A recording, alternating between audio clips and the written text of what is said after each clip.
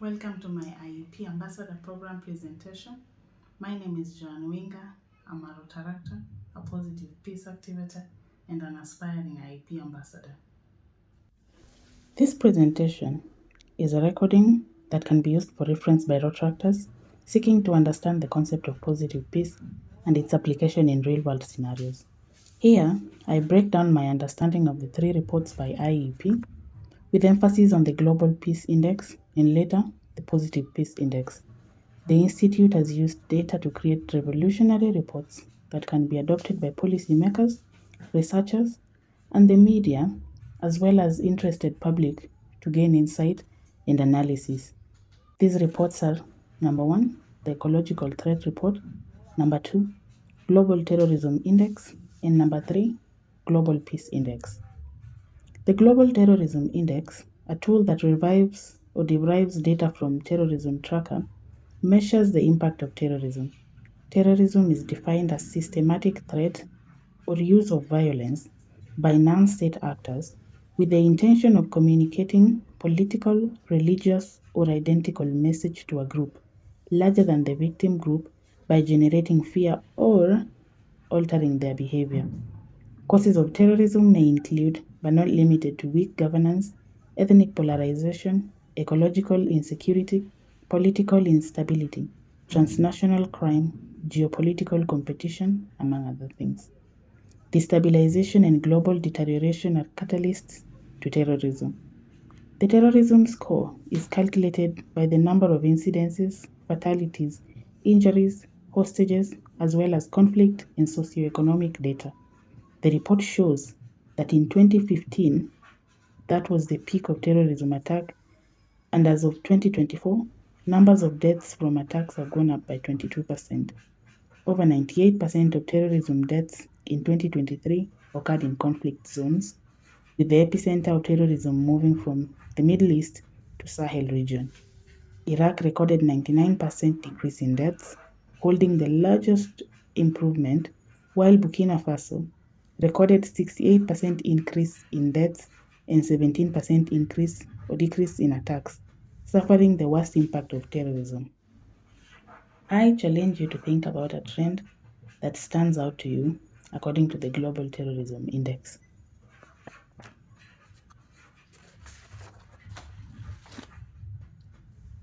When we look at the ecological threat, the tool measures ecological threats countries are facing, and it provides us with projections for 2050 and sheds light on countries least likely to cope with extreme ecological shocks. These shocks include risks to food insecurity, water risk, natural disasters, and demographic pressures, with emphasis on rapid population growth. The report uses scores, with countries ranking lower on the scores possessing a robust shock absorber, while their counterparts with a higher score being at risk of suffering the biggest shock. On the score, North America and Europe score very low and low respectively, while Sub-Saharan Africa falls on the higher and severe end of the spectrum. Note that these threats mentioned above exist independently of climate change. However, climate change will amplify the effects, causing further degradation. The findings of this report shows that 1 billion people in 42 countries live with food insecurity currently. 1 in 4 people do not have access to clean drinking water. In 2024, 1.8 billion people live in countries facing severe ecological threats, and as of 2050, 2.8 billion people will be facing the same challenges, a whopping 56% increment. Mega cities in the world continue to face rapid population growth with no resources to cater for the growth. What does this mean for us? That an increase in 25% of food insecurity will lead to an increase of conflict by 36%. Equally, a 25% increase to no access to water by the population in these megacities will increase conflict by 18%. With this report, policymakers can carry out multidimensional, multifaceted risk analysis at national levels, administrative and city levels, or even take up global challenges for long-term sustainable management. Because lack of a concerted effort means that the current ecological threats worsen and existing conflict intensifies. New conflict will also emerge and will be catalyzed by the current situation, leading to a forced migration. The cycle continues. I challenge you as Rotaractors that while carrying out sustainable projects, to have in mind ecological threats that will pose the most significant impact on global peace and stability. Can you address it? Finally, the Institute of Economics and Peace uses the Global Peace Index to measure levels of societal safety and security, extent of ongoing domestic and international conflict, and degree of militarization. This report, the GPI, ranks 163 countries, showing that there are 56 active wars ongoing, a record highest since World War II, driven by an increase in great power competition and the rise of middle-level powers. 92 countries are currently experiencing internationalized conflict. This complicates negotiation and prolongs conflict. Averagely, peacefulness has gone down by 0.56%, recording the fifth consecutive drop. According to the report, in 2008, 41 countries were partially involved in conflict, but as of 2024, 100 countries are involved, some offering support against internal armed rebel groups or even terrorist groups. Further findings show that one, peace inequality has increased. The gap between the least and most peaceful countries has widened significantly. The world has become less stable, and on a positive note, though, the UN peacekeeping operations have reached or recorded the biggest improvement of all global index indicators. To further expound on the effort towards peace building, the Institute uses the Positive Peace Index, PPI. The PPI is derived from the previously expounded report, the Global Peace Index, and it measures the effectiveness of a country's capabilities to build and maintain peace. This index provides policymakers, researchers, and corporations with measures to use for effective monitoring and evaluation. Essentially, the index measures the factors that create and sustain peace. So let's define negative and positive peace before we continue. Negative peace, or actual peace, is the absence of violence in an oppressive state, a state which social injustice thrives. However, positive peace, on the other hand, is the absence of violence in a state where social justice thrives. This is the presence of attitudes, structures, and institutions that create and sustain peace. The statistically derived index measures the level of resilience of countries based on 8 pillars. So the 8 pillars have 3 indicators each, which I will list. The first pillar of positive peace is a well-functioning government, whose indicators include democratic political culture, government effectiveness, and rule of law.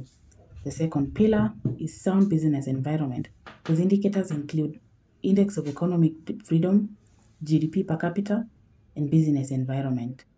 Low levels of corruption is a pillar that has indicators that include control of corruption, corruption perception index, and factional elites.